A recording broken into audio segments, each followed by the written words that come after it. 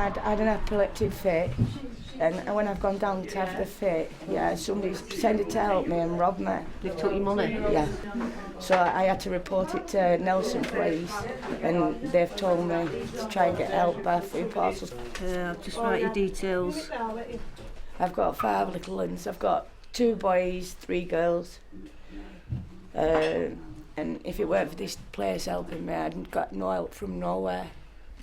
Right, this is going to take a short while, yeah, just sit down and enjoy your brew. Here at Maundy Relief we run a drop-in centre where people can get lunch. We also have some structured services, outreach, counselling, welfare advice. What we've noticed, particularly over the last year, is that there's been a rollback of what's available from statutory services. People like us and other small charities are picking up a lot of these pieces, but sometimes we have to ask ourselves, are we just propping up this system which is falling apart? How are you feeling now, Claire? All right. I'm not as worried now that I've got food and that for little ones. It's just that I didn't know where to go. My uncle brought me over, and it's the first time I've been able to get here to get help. Otherwise, I'd had no one to help me at all.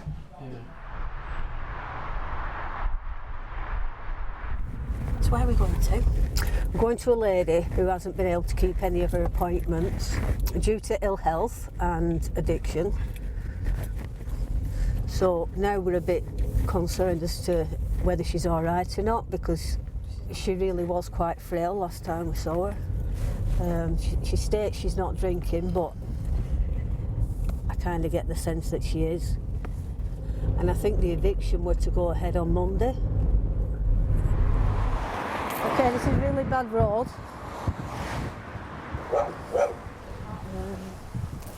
Well, you'll be looking at best job, so we're right back. I know, I didn't want to do that. I was hoping she'd be up. Is she in? Yeah. Diane! Diane? Where are you? Yeah. I've not long been home from hospital. What's going on? I thought you were bloody dead. No, I'm not dead. You look dreadful. I feel dreadful. Hi Diane, I'm Kirsty. She's a social work student. When is the eviction to take place? This week. So they put it off a week, have they? Yeah. Because I wasn't in hospital. Right, Diane, we've got you a house to look at. Right. But you've missed 2 viewings. No. I just want to go to sleep at the minute. Have you got some food for today? Is there anything you've got in? Do with some bread, groceries or... Some bread? Yeah, please. All right. Take care, Diane. See you, Diane. See you tomorrow. Oh, she's got stuff in here. She's got some food. She's alright for today. Yeah. Do you want me to drop some off? Yeah, if you don't mind. She says she's been in hospital for a few days, so the chances are she's maybe been detoxed a little bit, and this is where it falls through. Has anybody been out to her? Has anybody been to check on her? I don't think so. I think we're probably the only ones.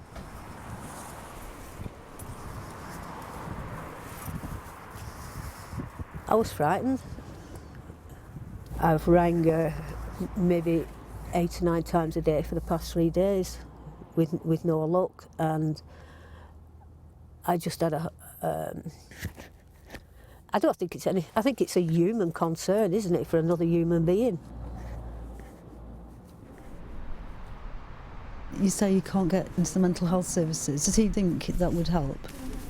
If you suggested to him that he came down, do you think he would? Hello? Is it Chris? Hiya, how you doing? Why don't you just bob down and see us, Chris? You don't have to come when it's busy at lunchtime. We're dealing with people who are a lot more unwell. We're asked now to go and see people who are seriously mentally ill and that, suffering from psychosis or very severe depression, suicidal thoughts. And we're going into these people's homes. My mum brought me here when I was a kid. I was about 5 or 6, and I've been coming ever since. but a lot of staff have changed, but they do a lot of good around here for people like homeless people, people who need something to eat. I come for company and something to eat and to talk to Lucy or Teresa. They help out with food parcels and everything. They do an amazing job, don't you? No, they do an amazing job out of different people. Is it fair to say that sometimes you just want a bit of Yeah. affection? Yeah. Yeah, I don't have a good family, like, I don't have a lot of family, but I come here, this is like my family. We see people on a daily basis who are addicted to heroin, using crack, using cocaine, using spice, and using and misusing prescription drugs. Some people, I believe, need to be taken out of the situation and put into a residential rehab to be given any sort of chance to recover. That's getting more and more difficult now to get those places. I've got what to do. That particular doctor's got my sick note and I can't get it. You should be able to get it for me. Can you ask her, please? If I'm in no fit state, I'm not well enough to do that. What's been going on? For me, homeless at the moment. I was asked to leave rehab just after Christmas.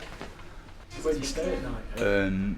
It just depends. It's smackhead's house to smackhead's house, really. Junkie to junkie. You know, they'll want something for you staying there, though. Addicts to addicts houses, but I've still got lots of friends that won't take them, you know what I mean, that still care about me and that, so I can stay at theirs every now and again. Can I ask what your addictions are? Yeah, I'm addicted to heroin and crack cocaine. I'm a speedballer. It's just been a never-ending circle of drugs, crime, time, drugs, crime, time. It carries on and on. I guess you never know, do you? You never know what we're going to find. There's always a risk involved, even if the person's low risk. There's still that risk.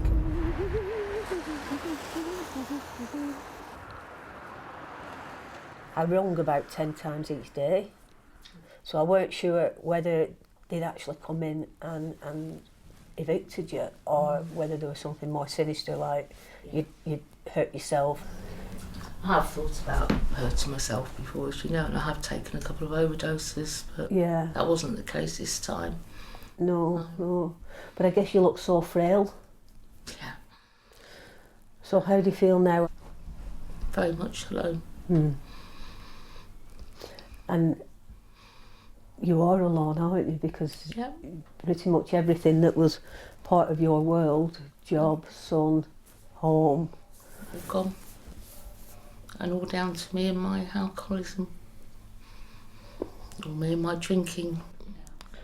But once you go on that slippery slope, you just can't, well, I feel that I can't control it. It just seems to take me over. And all the focus is on getting another drink, which makes everything else so much worse. And though logically I know that, it doesn't help. Just want that magic wand, but there isn't one.